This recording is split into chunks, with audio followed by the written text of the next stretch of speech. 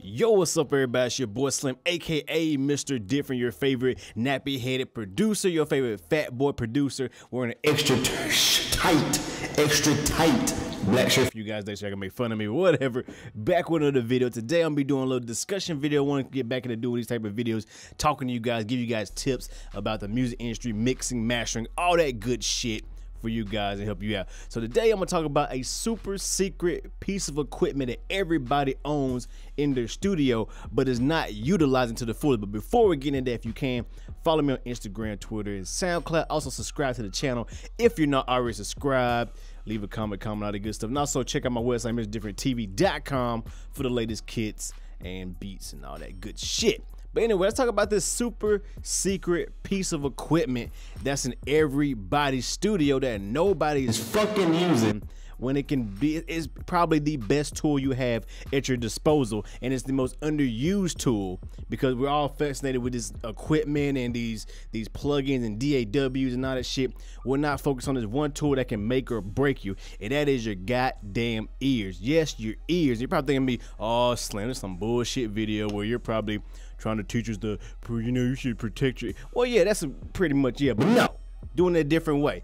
But yeah, your ears can be your most powerfulest tool in your studio for many reasons. For one, we are scientifically designed, physically and all that shit, designed to know, we're designed to be in tune with stuff. So we know when something sounds wrong and something sounds good. We're just designed by, by God himself, or whatever you believe in, that we are, we just have that ability. You know when something sounds bad, you know when something sounds good, point blank, period. And I don't understand how people still making mistakes with music and stuff like that. And this goes beyond for making beats, for mixing, for mastering, whatever. We know what sounds good. Yes, there are techniques and there are stuff we need to learn to improve on that, yes, but by default, we can already establish what is good and what is not. For example, I can find a chord without knowing any music theory whatsoever just by playing notes one by one. For example, if I just go, okay, I start with that. That's my first note. I can just go one by one up the scale to up the key bed until I find the next note. So,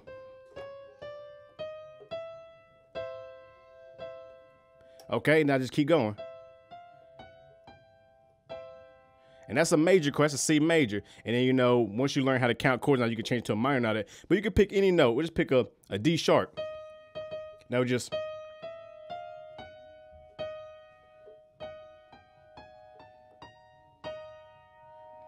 D sharp major. And even though that is, I'm using FL keys, so that's why it sounds kind of cheesy, but you get the idea. Okay, make sure it's playing. But you get the idea. We're designed by default to know what is good. Now, yes, some music theory, some knowing of chords, some knowing of scales will help you improve on making progressions. But you can already understand music and, hear what's wrong with your mix. So I don't understand how people still make their bass lines out of key and this and that when you just don't listen to it. I think a lot of you guys are rushing because you see these dope ass videos on YouTube. Of course, mine, please subscribe to the channel. You see these videos and you're just thinking, oh, you're not gonna just copy what they're doing and automatically make a good beat. No, you have to practice. You have to train your ears. You have to listen to music. You have to listen to your own music and step back, walk away from it for maybe a couple hours, get a break, come back, and actually listen to your music to make it sound better. That is just how we are designed to do. Come on, y'all. Same with mixing. You know what sounds good. What you're doing may not be technically correct and from a technical standpoint for mixing and mastering, but at the same time, if it sounds good, guess what? The average listener who is listening to your music does not give a fuck if you put your compression ratio at 2:1 or 5:1. Does not care if you EQ 250 hertz or 7K hertz to cut it. They don't give a fuck.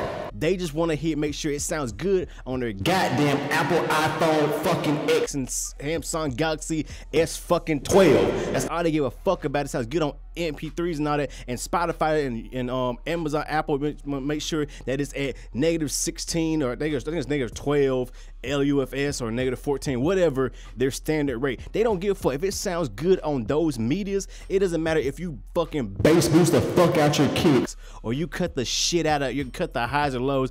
As long as it sounds good, and you know it sounds good, because if you listen, you know what music sounds good to you. If it sounds good on different mediums and come out good, you can make all the mistakes you want to make, because music is suggestive.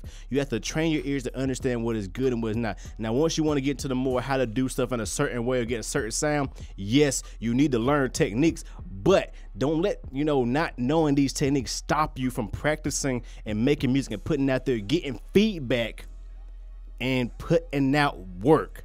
Okay? So with that being said, get your ass out there, start making beats, utilize your ears, play around with stuff, make mistakes, do stuff different. You know what I'm saying? Don't be afraid to play around with shit, because there is nothing wrong with that.